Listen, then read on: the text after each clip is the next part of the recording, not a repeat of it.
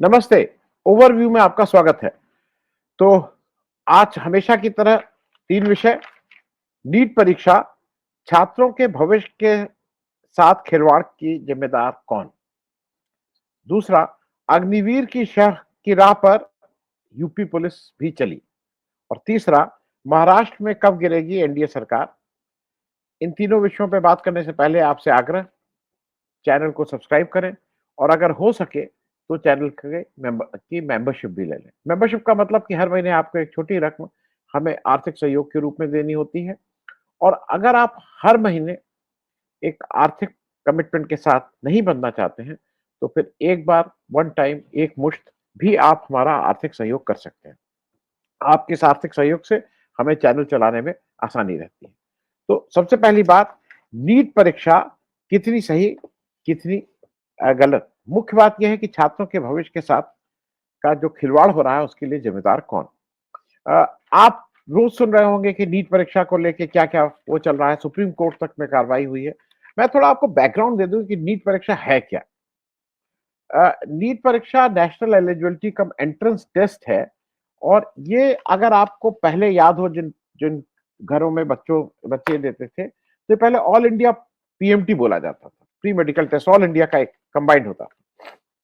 अब पूरे देश के छात्र जो एमबीबीएस या बीडीएस या आयुष के किसी कोर्स में जैसे आयुर्वेद या यूनानी या होम्योपैथ में एडमिशन चाहते हैं, चाहे प्राइवेट चाहे सरकारी, उनको इस नीट परीक्षा देनी होती है और उसके आधार पर जो उनका मार्क्स आते हैं, उनको ये फिर मिलता है कि भई कौन-सा स्कूल कहाँ क किसको कैसे मिलेगा। ये मैं सिर्फ इसलिए बता रहा हूँ कि ये इसको इसको कंडक्ट करता है नेशनल एनटीए बोलते हैं, अ, नेशनल टेस्टिंग एजेंसी, सरकारी उपक्रम है और नीट में 4 पेपर होते हैं। ये मैं आपको इसलिए बता रहा हूँ कि इसमें कहाँ धांधली हुई और कैसे धांधली और किसके कौन जिम्मेदार है।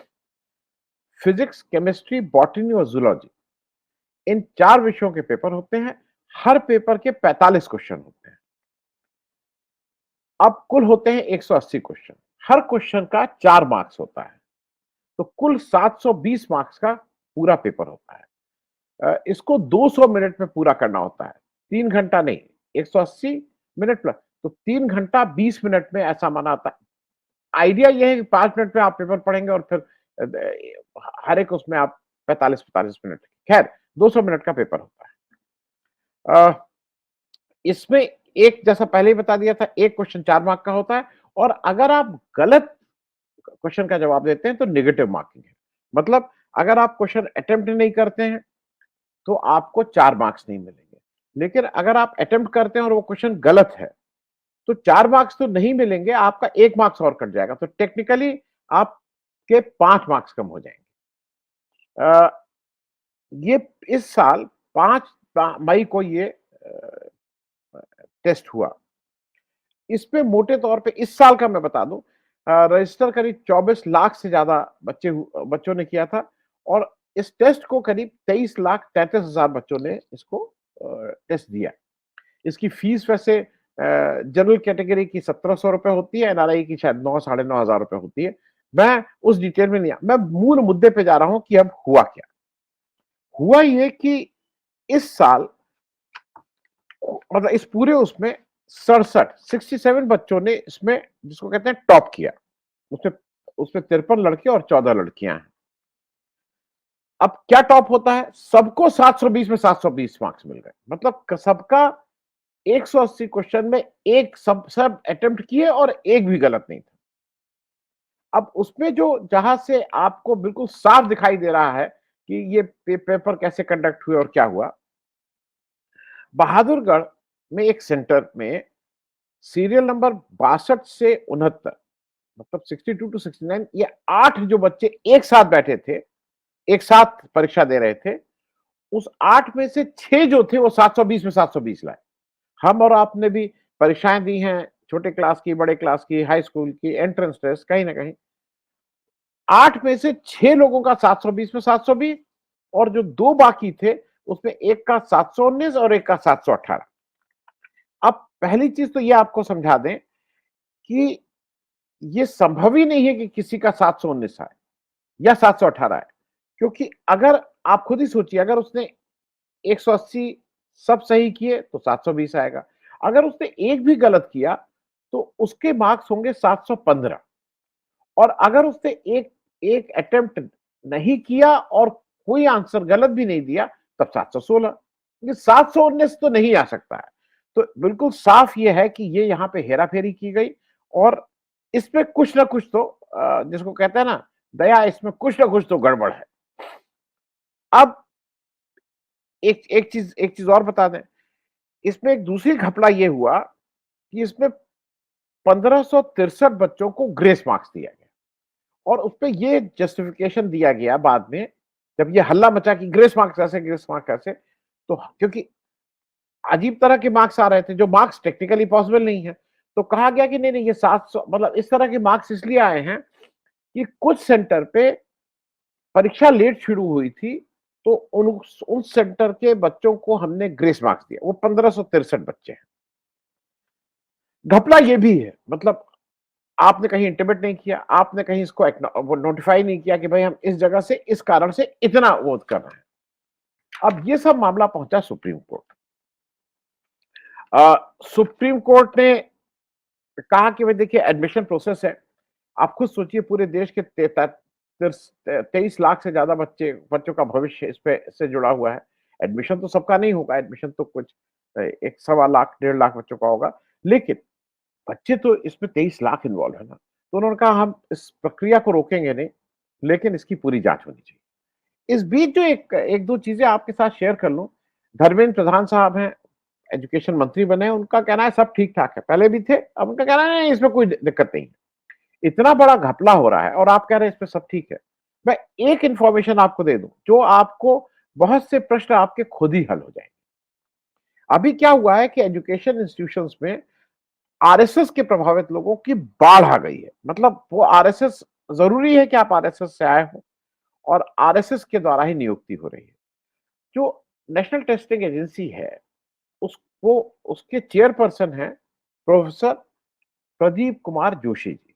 Pradeep Kumar Joshi ji Madhya Pradesh public service commission के भी पहले चेयरमैन रहे हैं, और वो ये सार्वजनिक रूप से उनका अपॉइंटमेंट आरएसएस के रिकमेंडेशन पे यहाँ हुआ है। तो आरएसएस के लोग कितने कॉम्पिटेंट होते हैं, कितने सच्चे होते हैं, इसको मैं रिपीट नहीं कर रहा।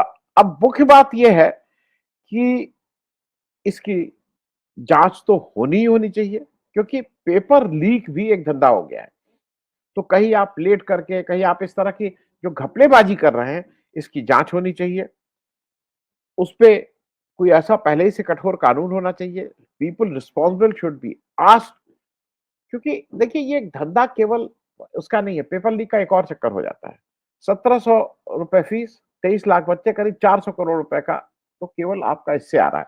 मैं उसपे नहीं जा रहा हूं, लेकिन आप इतने बड़े स्तर पे ऑल इंडिया एक एंट्रेंस टेस्ट पे अगर लोगों का विश्वास नहीं रहेगा, तो फिर देश में बहुत सी चीजें खराब हो रही हैं।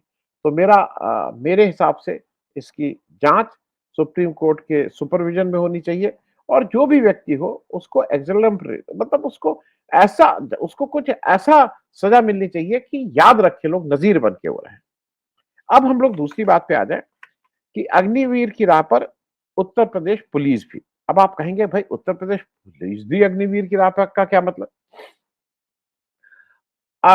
इस सब बार जब इलेक्शन हुआ तो ये बहुत कुछ मालूम थे, तो अखिलेश यादव ने अपने लोकसभा चुनाव के दौरान कई भाषणों में कहा था कि उत्तर प्रदेश पुलिस में भी अग्निवीर स्टाइल में भर्तियां होंगी, और लोग आउटसोर्सिंग के द्वारा ये लोग नियुक्त किए जाएंगे।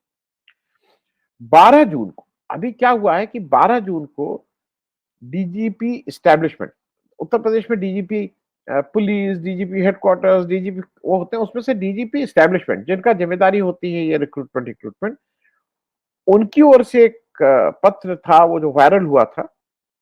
उसमें ये कहा गया था कि वो पत्र मैं लगा दे रहा हूं कि जो एसआईज हैं, मतलब जो क्लर्क्स और एएसआई अकाउंट्स जैसे पदों के लिए आउटसोर्सिंग के माध्यम से, मतलब संविदा और इस तरह के माध्यम से उनको भर्ती पर विचार करने के लिए कमेंट्स मांगे गए। मामला मोटा मोटी तय हो गया है कि इनको आउटसोर्स किया जाएगा।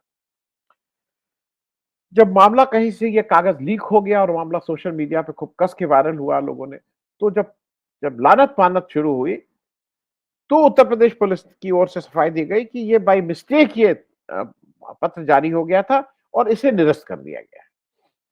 लेकिन ये तय बात है कि जो भाजपा की मूल पॉलिसी है कि अब पक्की नौकरी किसी को ना दो, पीएफ और ये उसका झंझट ना रहे।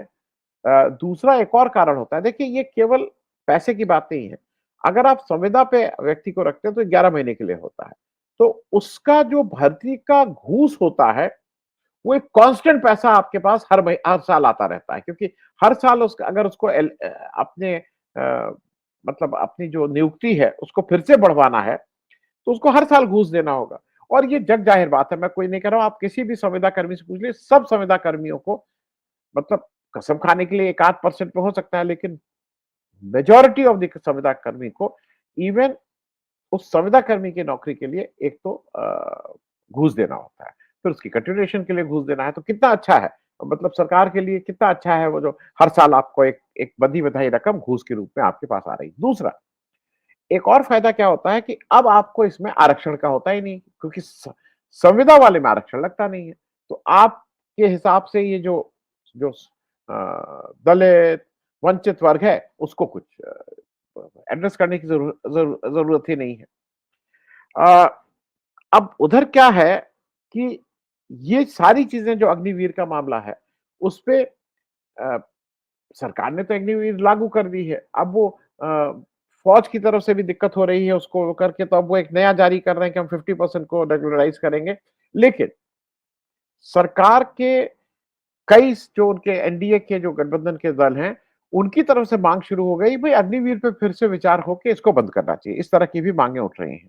तो वो मैं दोनों जो पत्र हैं और फिर जो वो निकाला है, जो क्लैरिफिकेशन दिया है उत्तर प्रदेश सरकार ने, इसको कर रहा हूं। मुझे एक चीज ये समझनी है कि देखिए, होमगार्ड को रख आप होमगार्ड्स बढ़ाते जा रहे हैं। होमगार्ड आप हर उत्तर प्रदेश में बढ़ रहा है, सारी स्टेट में बढ़ रहा है।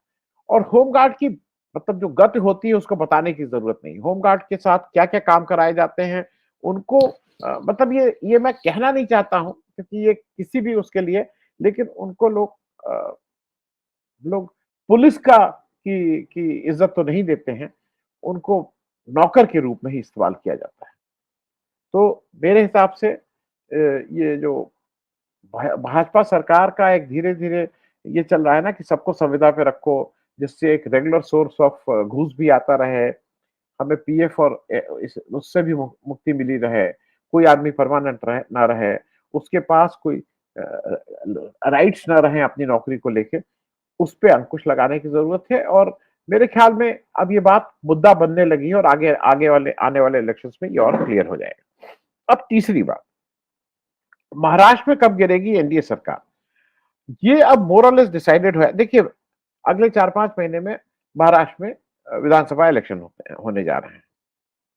अभी बिल्कुल करीब-करीब हल्ला मचा कि भाई अजीत पवार जी की जो जो एनसीपी है, जिसको 4 टिकट मिले थे उसमें से एक ही सीट वो जीत के आए थे। सुनील तटकरे वो भी अपने दम पे जीत के आए थे, उसमें कोई बहुत पार्टी का हाथ नहीं था। उनको इस मतलब एज एन एक्सेप्शन वो महाराष्ट्र से उनको कैबिनेट में जगह नहीं मिली। जो खबर आई उसके अनुसार उनको कैबिनेट पे पहले प्रॉमिस किया गया था, जिसके लिए प्रफुल्ल पटेल साहब का नाम मोर और लेस तय था, लेकिन बाद में फोन करके बताया गया कि आपको कैबिनेट नहीं, एमओएस मतलब स्टेट मिनिस्टर का वो मिलेगा, उसके लिए मना कर दिया गया। जब मना कर दिया गया तो तब तक ये खबर आ गई, सुनील तटकरे जो उनके अकेले एमपी लोकसभा थे, उन्होंने कहा कि मुझे कोई दिक्कत नहीं है एमओएस बनने में। तो वो इंटरनल कंट्रडिक्शंस आने लगे। और फिर बीच में ये भी खबर आई कि शरद पवार एक्टिव हो गए हैं और बहुत से एनसीपी के विधायक वापस शरद पवार के पास जाने के लिए तत्पर हैं। अब ये सब चल रहा था। उसके उस समय तत्काल तो ये हुआ कि अब ये अभी टूट जाएगी, ये वापस चले जाएंगे, अजीत पवार के पास और कुछ नहीं है। तो तत्काल तो एक काम ये किया है, इस जो जिसको कहते हैं ना फायर फाइटिंग डैमेज को रोकने के लिए, कि अजीत पवार साहब की जो पत्नी है सुनेत्रा पवार, जिन्होंने जो सुप्रिया सूले से हारी हैं, मतलब शरद पवार जी की लड़की से जो हारी हैं बारामती में, उनको राज्यसभा नॉमिनेट करके भेज दिया गया है, जिसके लिए छगन भुजबल भी चाहते थे उनको, लेकिन उनको नहीं, इनको महाराष्ट्र से राज्यसभा भेज दिया गया है। तो तत्काल रूप में अजीत पवार को मतलब एक राज्यसभा देके उनको शांत किया गया है। ये फायर फाइटिंग है। अब उधर क्या है कि उद्धव ठाकरे की शिवसेना ने बहुत अच्छा प्रदर्शन किया है। अजीत पवार, अरे शरद पवार साहब की एनसीपी ने बहुत अच्छा प्रदर्शन किया है। कांग्रेस ने बहुत अच्छा प्रदर्शन किया है। इन सबसे के बीच में जो अच्छा, देवेंद्र फडणवीस साहब ने भाई उप मुख्यमंत्री पद से वो हटना चाहते हैं। वहां पे अपनी खींचतान चल रही है। इस बीच आरएसएस का जो मुखपत्र ऑर्गेनाइजर है उसने लिखा है कि जो भाजपा और शिवसेना शिंदे और एनसीपी अजीत पवार को इसके साथ मिलाना एक गलत मूव था और उससे हमें काफी वोट का नुकसान हुआ है। अ, क्योंकि अब ऐसा है ना कि जो भाजपा है वो भी कहीं ना कहीं ये समझ रही है कि उसको जब इलेक्शन में आना है तो उसको अपने दम पे ही ये इलेक्शन लड़ना है। अ, दूसरी तरफ जो महाविकास अघाड़ी है वो इस वाले इलेक्शन से बहुत उत्साहित है। उसको ऐसा लगता है कि अब तो मामला सब ठीक है। म्युनिसिपल इलेक्शंस जो मुंबई बीएमसी के इलेक्शन है वो 2 साल से ओवर ड्यू हैं। उसमें ऐसा माना जा रहा है कि एक बार अगर बीएमसी इलेक्शंस हो जाते हैं तो उद्धव ठाकरे का कंट्रोल और बढ़ जाएगा। और इन सब के बीच में it is a matter of time, क्योंकि जैसी स्थिति है, अच्छा महाराष्ट्र में इधर से उधर जाना, उधर से इधर आना में कोई बहुत दिक्कत भी नहीं होती है। कोई इधर चला जाता है, कोई उधर। तो ऐसी उम्मीद है कि विधानसभा चुनाव से पहले जो प्रेजेंट एनडीए की सरकार है वो अल्पमत में जरूर आ जाएगी, अपने वेट से ही गिर जाएगी।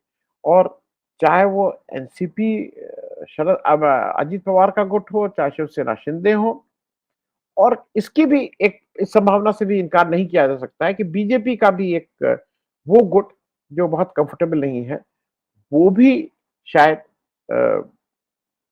विधानसभा इलेक्शन से पहले इधर से उधर कहीं करे, और जिससे महाराष्ट्र की राजनीति में जो विधानसभा इलेक्शन होने वाले हैं उसमें मध्य महाराष्ट्र विकास अघाड़ी की एक बहुत स्ट्रांग पोजीशन में इलेक्शन शुरू होने से पहले उसकी पोजीशन बहुत स्ट्रांग हो जाए। आज के लिए इतना ही। Thank you so much. बहुत बहुत धन्यवाद।